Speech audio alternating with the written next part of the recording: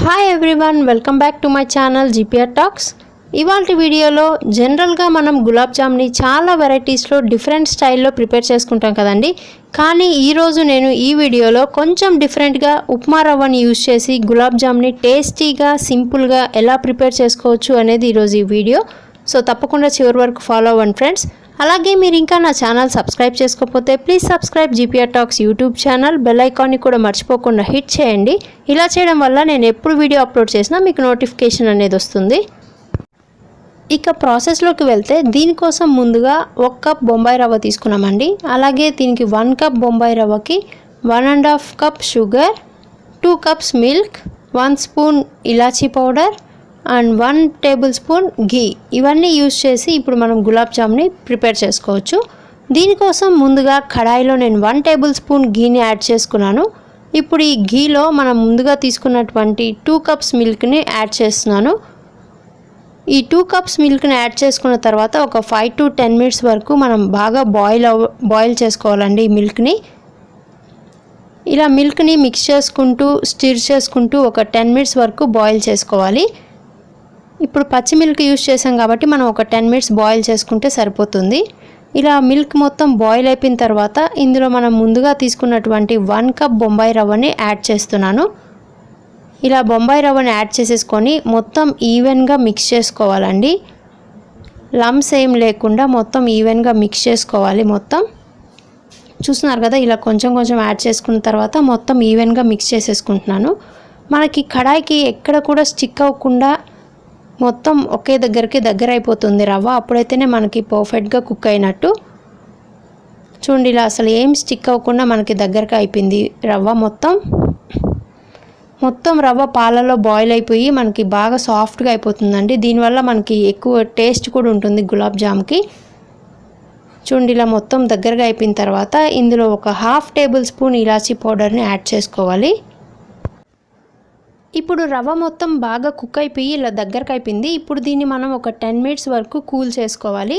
ఇలా కొంచెం కూల్ అయిన తర్వాత దీన్ని బాగా ప్రెస్ చేసుకొని చాలా సాఫ్ట్గా అయ్యే వరకు ఇలా ప్రెస్ చేసుకోవాలండి, చపాతీ పిండిలాగా. ఇలా చేయడం వల్ల మనకి జామున్స్ అనేవి బ్రేక్ అవ్వకుండా చాలా సాఫ్ట్గా రౌండ్ షేప్లో వస్తాయి, అస్సలు బ్రేక్ అవ్వవు. దానికోసం ఇలా మనం కొంచెం గోరువెచ్చగా ఉన్నప్పుడే పిండిని మొత్తం ఇలా మెత్తగా సాఫ్ట్గా ప్రిపేర్ చేసి పెట్టుకోవాలి. ఇలా ప్రెస్ చేసుకుంటూ చపాతీ పిండిలాగా ఇలా మొత్తం డఫ్ని మొత్తం ప్రిపేర్ చేసుకున్న తర్వాత దీన్ని పక్కన పెట్టేసుకొని ఇక మనం గులాబ్ జామ్కి మెయిన్గా కావాల్సిన ఇంగ్రీడియంట్ ఏంటంటే జీరా. ఈ జీరాని ఇప్పుడు ప్రిపేర్ చేసుకోవాలి. దీనికోసం ముందుగా నేను ఒక బౌల్లో 1.5 కప్ షుగర్ని తీసుకున్నాను. ఇప్పుడు ఈ షుగర్లో 3 కప్స్ వాటర్ని యాడ్ చేసుకుంటున్నాను. ఇలా 3 కప్స్ వాటర్ని యాడ్ చేసుకొని మనం జీరాని కొంచెం చిక్కగా అయ్యే వరకు బాయిల్ చేసుకోవాలి. మీరు గులాబ్ జామ్కి ఏ విధంగా అయితే జీరాని ప్రిపేర్ చేసుకుంటారో అలాగే ప్రిపేర్ చేసుకోవాలి. దీనికి కూడా ఇందులో ఒక 1/2 టేబుల్ స్పూన్ ఇలాచీ పౌడర్ని యాడ్ చేసుకున్నాను. ఇప్పుడు ఇలాచీని యాడ్ చేసుకొని మొత్తం షుగర్ సిరప్ని మొత్తం బాయిల్ చేసుకుంటున్నాను. ఈలోపు మనం ముందుగా ప్రిపేర్ చేసుకున్నటువంటి రవ్వలో కొంచెం ఒక 1/2 table spoon elaichi powder add చేస్తున్నాను. ఇలా పిండిలో కూడా మనం ఇలాచీని యాడ్ చేయడం వల్ల గులాబ్ జామున్స్ అనేవి చాలా టేస్టీగా ఉంటాయి. సో అందుకనేసి నేను యాడ్ చేసి మొత్తం ఈవెన్గా మిక్స్ చేసుకుంటున్నాను. ఇలా మొత్తం ఈవెన్గా మిక్స్ చేసేసుకొని ఇప్పుడు వీటిని స్మాల్ రౌండ్స్లో మనం గులాబ్ జామున్స్ లాగా ప్రిపేర్ చేసుకోవచ్చు. అలాగే మనకి షుగర్ సిరప్ అనేది మరీ చిక్కగా తీగపాకంలాగా కాకుండా కొంచెం దగ్గర పడే వరకు మనం బాయిల్ చేసుకోవాలి. గులాబ్ జామున్స్కి ఎలా ప్రిపేర్ చేసుకుంటామో అలాగే.